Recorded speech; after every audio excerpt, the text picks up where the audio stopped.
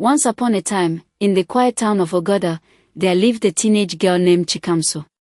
Her name meant, I follow God's will, and her mother always said it like a prayer, especially during hard times. Chikamso, or Chika as people called her, lost her mother when she was just 14 years old. Life after that felt like walking through thick mud, every day heavy, every breath slow. Her mother, Mama Nkem, had been a tailor. Not a rich one, but a good one. People said her hands had grace. Her small wooden shop sat in front of their two-room house, with a faded umbrella tied above to block the sun. Chika would sit beside her after school, doing homework and watching the needle dance on the machine. Mama Nkem always said, this needle is our future. But one day, everything changed.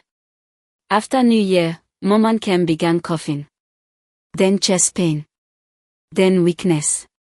Hospitals didn't help. By February, she couldn't rise from bed. On a cold Thursday evening, Chika held her hand and heard her last words, use your hands, my daughter. Don't let the world silence your gift.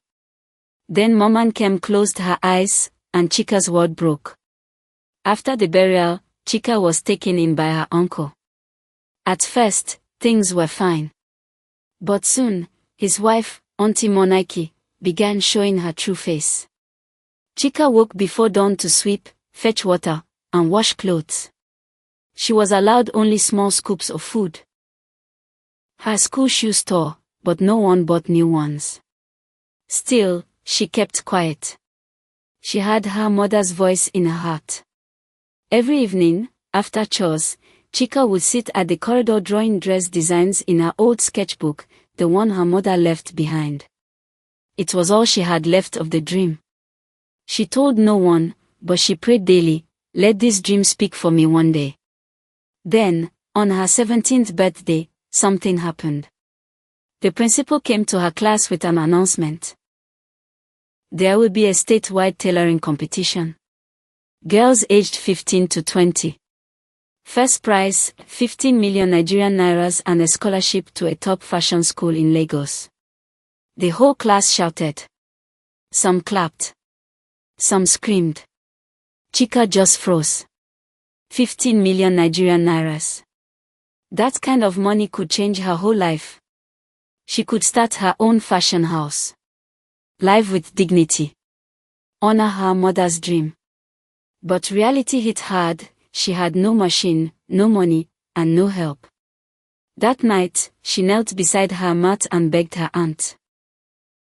Auntie, please, I know I can win. Let me just use the sewing machine inside, but the woman laughed bitterly. Go and borrow machine from your dead mother, nonsense.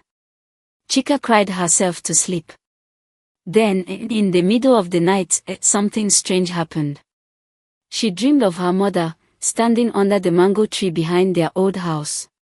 She wore her green wrapper, her eyes soft and steady.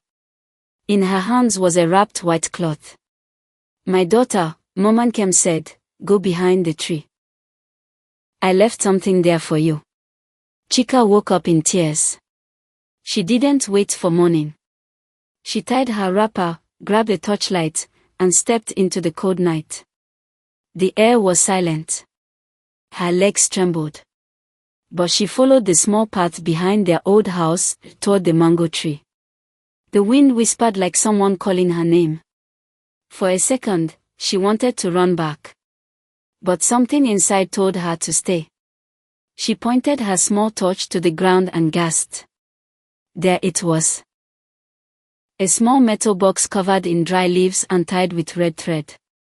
She knelt down, heart racing, and slowly untied it. The box was old but strong. She opened it. Inside was her mother's favorite measuring tape, some brand new sewing needles, a thimble, and something else, a folded letter. With shaky hands, she opened the letter. It was Mama Nkem's handwriting. If you are reading this, it means life has tested you. But don't be afraid.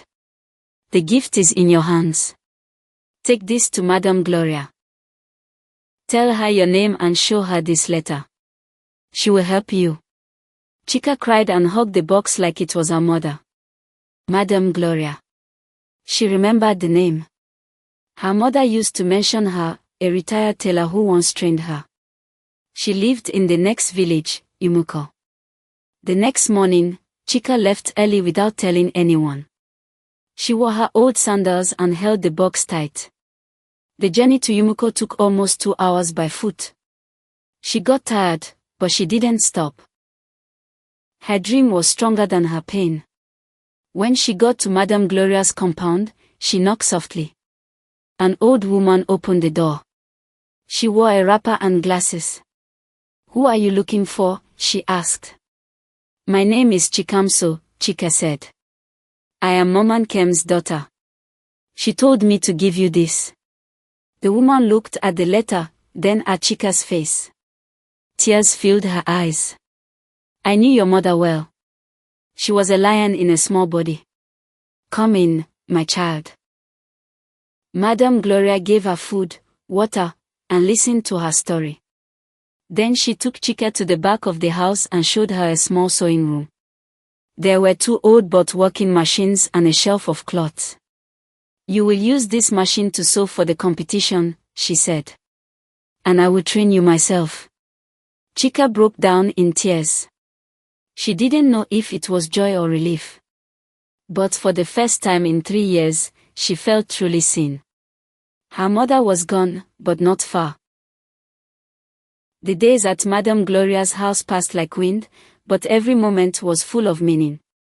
Chika woke up early, swept the compound, and joined Madam Gloria in the sewing room. The old woman was strict but kind. She corrected Chika with a soft voice and showed her tricks her mother never had time to teach. It was like learning from her mother again, only this time, from someone who knew her well. Chika learned how to take proper measurements, cut clean patterns, and sew with steady hands. Madam Gloria would say, "If the person no fit dance inside your cloth, then it's not made well." Chika would laugh, then fix her stitches. She practiced day and night. Her fingers began to harden. Her eyes learned to focus on the smallest thread. Sometimes she cried from tiredness. But she never gave up. She remembered what her mother told her before she died: "Use your hands. They will take you places I can't go." Then one afternoon, as the competition day grew close, Madam Gloria gave Chika 5 yards of soft peach-colored lace and white lining. "This is your final test," she said. "So the dress you would wear to the final round. Make something that shows who you are." Chika didn't sleep that night. She kept drawing and adjusting her sketch. She wanted the dress to speak. She wanted it to say, "I am not what happened to me. I am what I became because of it." By morning, she began sewing. It took her 2 full days to finish the dress. It had wide sleeves like her mother's favorite gown and a neat waistline that flowed like a dream. When she showed Madam Gloria, the old woman touched her chest and whispered, "Your mother would be proud." The day of the competition finally came. Chika wore the dress she made.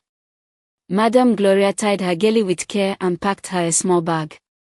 "You go alone from here," she said. "But remember, your mother and I, are behind you." As Chika boarded the bus to the city, her heart was shaking. Girls from all over the state would be there. Some rich. Some trained in big schools. But Chika had something they didn't: her mother's spirit, her hands, and her story. She held her mother's sewing tape in her pocket and whispered, "Mama, walk with me." Chika had never been to a city this big before. Tall buildings stood like trees in the sky. Cars moved fast. People were everywhere. The competition was holding at a big event center called Kings and Queens Hall. When Chika stepped inside, she wanted to turn back. Girls were dressed in fine clothes. Some had stylists fixing their hair. Some had their own machines, new, shiny ones. They all looked confident. Chika felt small. She quietly carried her small bag and went to the corner where she was told to sit. Is that what you're using to compete? One of the girls asked her, laughing and pointing at her old sewing tools. Yes, Chika said softly, looking down. They laughed louder. You should have stayed in the village. Chika wanted to cry. But she remembered her mother's words, don't let them kill your fire. So she wiped her tears and kept quiet. Soon, the judges came in. They were famous people, big designers and TV personalities. One of them was even from Lagos. They smiled and welcomed all the girls. Then they explained the rules. You all have 6 hours to sew something that tells your story. Something that speaks of where you come from and where you're going. Chika's heart beat fast. She already had her design. She brought out the Ankara and the Theo soft lace Madame Gloria gave her and began to sew. She worked slowly, carefully, remembering everything she had learned. The room buzzed with noise, machines humming, scissors cutting, girls gossiping. But Chika stayed in her own world. At one point, the power went off. Girls screamed. Some stopped. But Chika kept working with her hands. She knew how to use a manual machine. That was what she learned on back in Ogoda. One of the judges watched her silently from afar. He noticed how she didn't panic. He leaned over and whispered to another judge, that girl, something about her is different. By the end of the 6 hours, Chika was tired, but her dress was finished. It was simple, but it spoke loudly. It had details that reminded people of home, of strength, pain, and beauty. The judges walked around, looking at everyone's work. When they reached Chika, they stopped.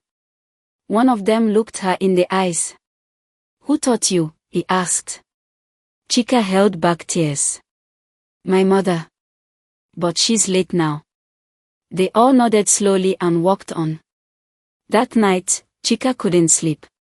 The winners would be announced the next morning. Would her name be on the list? Would this be the change she had been waiting for? The next morning, the sun was bright over the city. All the girls stood inside the big hall again. Everyone was nervous. Some held hands. Others prayed quietly. Chika just stood by the wall, looking at the floor, her heart thumping loudly. Then the head judge came on stage with a white envelope. He smiled. First, we want to thank all of you. You are all stars, he said. But one person's story touched us deeply. Her work was honest, clean, and powerful. She showed us beauty through pain. The hall went quiet. The judge opened the envelope. The winner of the 15 million Nigerian Naira's prize and a full scholarship to the top fashion school in Lagos is, a long pause. Chikamso Okofo. Chika froze. For a second, she didn't move. The other girls looked around in shock. One of them whispered, that's the village girl. Then someone touched her gently, Chika, it's you. Go up. Her legs shook as she walked to the stage. The hall clapped. Some people stood up. One of the judges gave her a hug and whispered, your mother must be proud. As she held the golden certificate in her hand, Chika looked up at the ceiling. Tears rolled down her cheeks. That night, she dreamed again. She saw her mother standing by the mango tree, smiling. I told you your hands would take you far, Mama said softly. Now go and shine, my daughter. When she woke up, the sky was still dark, but Chika felt light in her heart. She went back home days later. The people in Ogode danced and sang when they saw her. Even her aunt, Auntie Monaki, came out quietly and apologized. Chika hugged her and said, it's okay. But please be kind to others. Pain is heavy. Soon, Chika moved to Lagos to begin her new life. She never forgot her mother's words. And every dress she made told a story, not just of fabric, but of strength, hope, and love. Moral of the story, not all riches are money. Some riches are in the gifts we carry inside us. Don't let pain bury your dream. Even in silence, the voice of love still speaks. If this story touched your heart, please like, comment, and follow for more real, powerful African tales that inspire. Thank you for your support. See you next time.